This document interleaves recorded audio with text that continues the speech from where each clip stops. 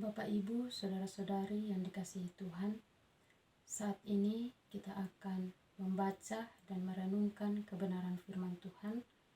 Oleh karena itu, mari kita sama-sama mempersiapkan bacaan kita di dalam Yosua pasal yang ke-5, ayat yang ke-9 dan berakhir pada ayat yang ke-12.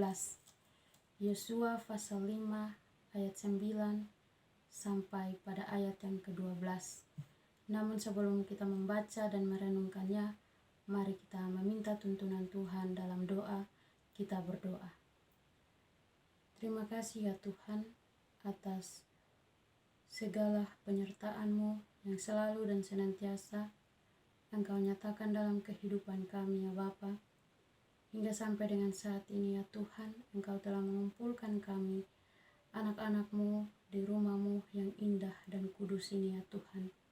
Kini saatnya ya Bapa, kami anak-anak-Mu akan mendengarkan kebenaran firman-Mu. Kiranya Engkau mari memberkati kami, Engkau memberkati hamba yang menyampaikan, sehingga biarlah kebenaran firman yang hamba sampaikan, biarlah menurut kehendak Engkau ya Tuhan. Engkau juga memberkati bagi anak-anak-Mu yang mendengarkan, sehingga biarlah kebenaran firman Tuhan ini dapat kami dengar dan dapat kami lakukan dalam kehidupan kami hari lepas hari ya Tuhan. Terima kasih Bapa di surga, berfirmanlah kepada kami, karena kami sudah siap untuk mendengarkannya. Amin. Yosua pasal 5 ayat 9 dan berakhir pada ayat yang ke-12. Beginilah bunyi firman Tuhan. Dan berfirmanlah Tuhan kepada Yosua, hari ini telah kuhapuskan celah Mesir daripadamu. Itulah sebabnya tempat itu disebut Gilgal sampai sekarang. Sementara berkemah di Gilgal, orang Israel itu merayakan Paskah pada hari yang ke-14 bulan itu, pada waktu petang di dataran Yeriko. Lalu pada hari sesudah Paskah, mereka makan hasil negeri itu, yakni roti yang tidak beragi dan berti gandum pada hari itu juga. Lalu berhentilah mana itu pada keesokan harinya setelah mereka makan hasil negeri itu. Jadi orang Israel tidak beroleh mana lagi, tetapi dalam tahun itu mereka makan yang dihasilkan tanah Kanaan. Demikianlah firman Tuhan yang dikatakan orang yang berbahagia adalah orang yang mendengarkan kebenaran firman Tuhan serta melakukannya dalam kehidupannya hari lepas hari. Shalom Bapak Ibu saudara-saudari yang diberkati Tuhan.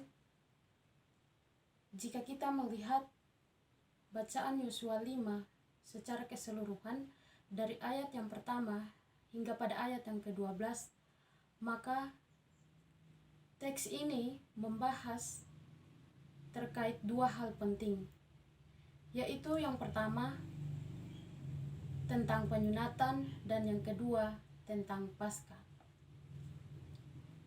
Dan yang menjadi titik fokus perenungan kita pada saat pagi hari ini adalah tentang Paskah. Bapak, Ibu, saudara-saudari yang diberkati Tuhan, dan tema perenungan kita saat ini yang akan mengantarkan kita untuk memahami makna dari kebenaran firman Tuhan saat ini adalah Paskah membawa sebuah kehidupan yang baru. Paskah membawa sebuah kehidupan yang baru.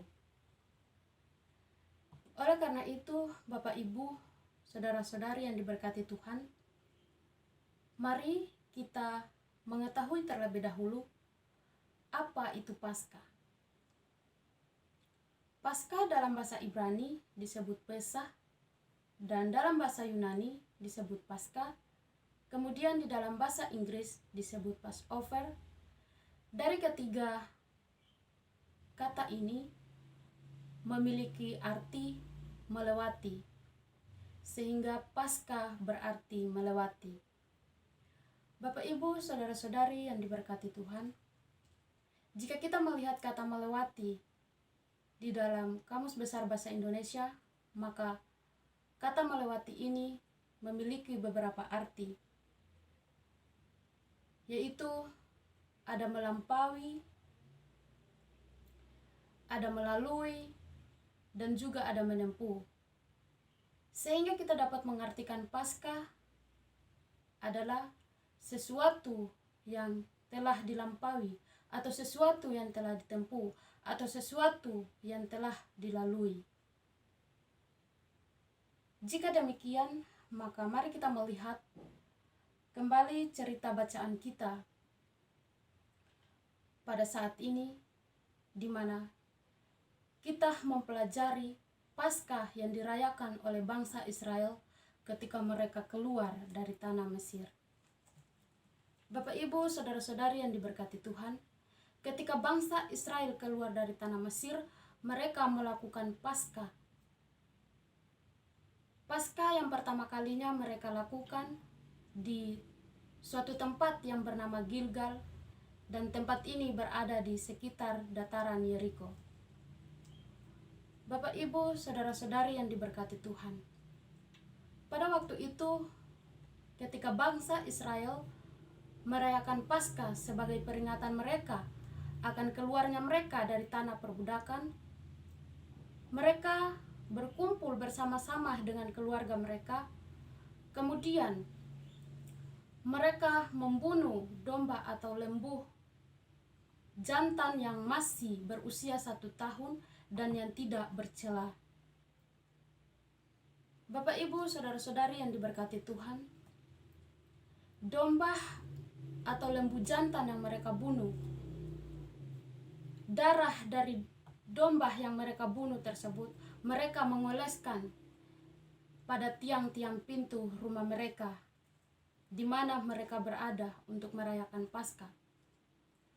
Dan kemudian daging dari domba tersebut mereka makan.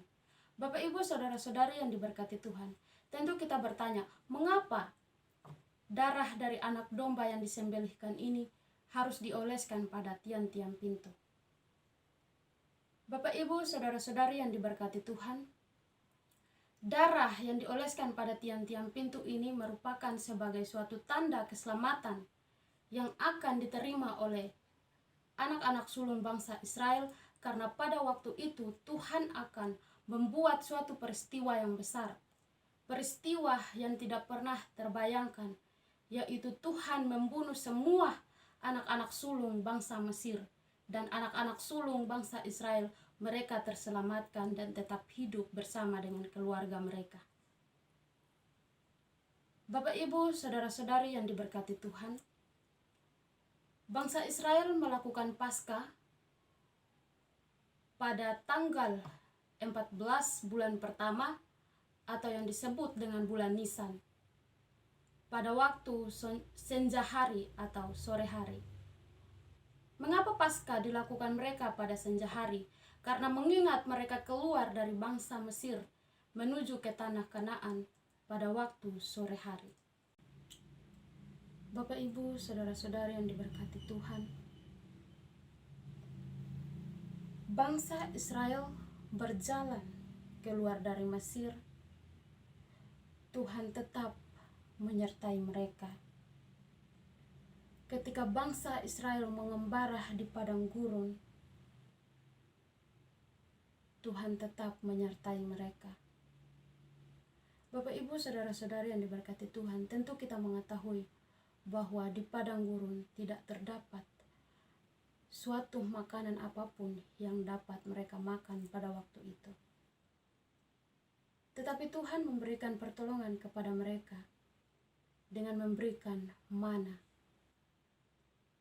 Mana adalah makanan yang Tuhan berikan kepada bangsa Israel sebagai makanan mereka ketika mereka menyusuri padang gurun. Dan sesuai dengan bacaan kita pada ayat yang ke-11 dan yang ke-12, Tuhan baru memberhentikan mana ketika bangsa Israel sudah dapat menikmati hasil tanah mereka sendiri. Tuhan baru memberhentikan ketika bangsa Israel sudah bisa mendapatkan makanan dari hasil usaha mereka sendiri. Bapak, Ibu, saudara-saudari yang diberkati Tuhan, tentu ada di antara kita yang bertanya-tanya, jika bangsa Israel merayakan Paskah dengan ditandai dengan makan bersama, serta menyembelihkan domba atau lembu, mengapa kita sekarang tidak demikian? Mengapa kita berbeda dengan mereka? Bapak, Ibu, saudara-saudari yang diberkati Tuhan, tentu terdapat perbedaan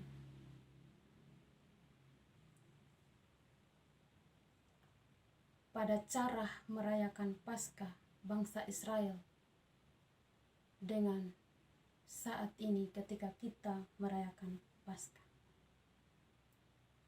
Bapak, Ibu, saudara-saudari yang diberkati Tuhan, Paskah yang dilakukan bangsa Israel pada waktu itu merupakan peringatan mereka akan keluarnya mereka dari bangsa Mesir menuju ke tanah Kanaan, menuju ke tanah perjanjian mereka. Kemudian Paskah yang kita rayakan pada saat ini merupakan peringatan kita terhadap karya penyelamatan Kristus bagi kita. Kita memperingati akan kematian Kristus di atas kayu salib dan kemudian bangkit pada hari yang ketiga demi untuk menyelamatkan kita. Bapak, Ibu, saudara-saudari yang diberkati Tuhan, walaupun Paskah yang dirayakan bangsa Israel dan juga pada saat ini terlihat sedikit berbeda, namun memiliki makna dan tujuan yang sama, yaitu untuk keselamatan, untuk pembebasan.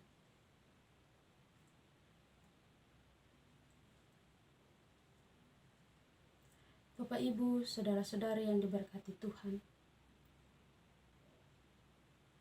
tentu dalam kehidupan kita saat ini juga sering mengalami yang namanya penderitaan. Penderitaan dan kesusahan selalu menjadi bagian yang kita rasakan dalam kehidupan kita, dalam hari-hari hidup kita. Penderitaan yang kita alami seperti sakit, penyakit, kemudian kondisi ekonomi yang tidak stabil, yang buruk. Kemudian pada saat ini, di mana kita berada pada posisi situasi yang sangat sulit dengan adanya pandemi saat ini, kita diharuskan untuk tetap tinggal diam di dalam rumah. Tentu itu membuat kita stres dan juga frustasi. Tetapi Bapak, Ibu, saudara-saudari yang diberkati Tuhan, bagaimana kita dapat melewati masa-masa sulit kita? Tentu saja kita harus selalu berpengharapan di dalam Tuhan dan meminta pertolongan Tuhan untuk selalu menyertai kita dalam kondisi apapun.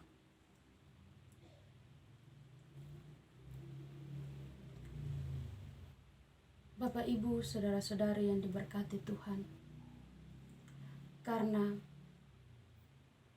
ketika penderitaan itu ada dan kita mengalaminya, maka percaya bahwa setelah penderitaan pasti terdapat sebuah kehidupan yang jauh lebih baik dari yang kita alami.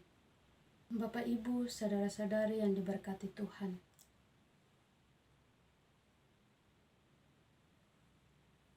firman Tuhan saat ini juga mengajari kita bahwa Paskah juga berarti meninggalkan kehidupan yang lama dan menuju kepada suatu kehidupan yang baru. Artinya bahwa mungkin dalam kehidupan kita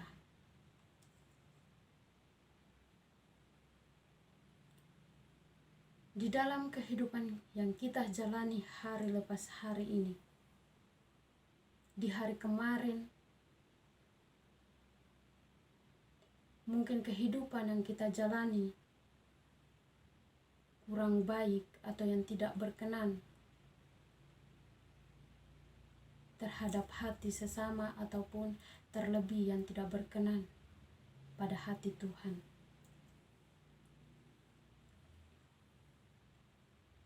Sikap, tingkah laku kita yang buruk di hari kemarin harus dapat kita ubah untuk menjadi lebih baik pada kehidupan selanjutnya dengan jauh lebih baik. Contohnya mungkin di hari kemarin kita sukanya bertengkar atau kita melakukan hal-hal yang tidak wajar,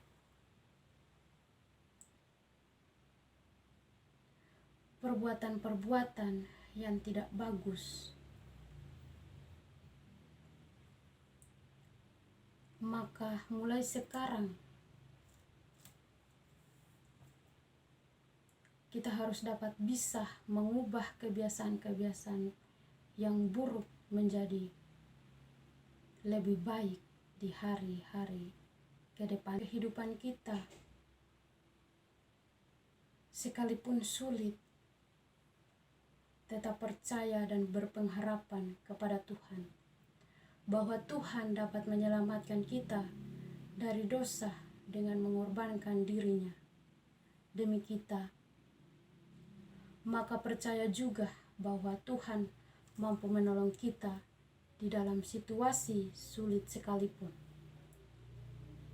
Dan percaya bahwa di balik situasi-situasi sulit yang kita lalui, terdapat sebuah harapan yang membawa kita kepada suatu kehidupan yang jauh lebih baik dari hari kemarin.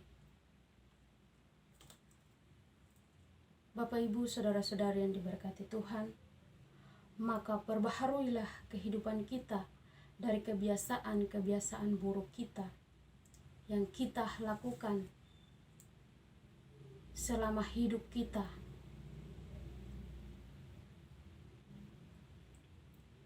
dengan sebuah pertobatan yang sungguh. Maka percaya bahwa Tuhan akan berkarya di dalam kehidupan kita dan membuat kita jauh lebih baik dari kehidupan kita pada hari kemarin yang mungkin menurut kita tidak baik. Tuhan mampu untuk mengubah kita menjadi jauh lebih baik, asalkan kita juga mau memperbaharui diri. Kiranya firman Tuhan dapat menolong saudara dan saya di dalam menjalani hari-hari kehidupan kita. Amin.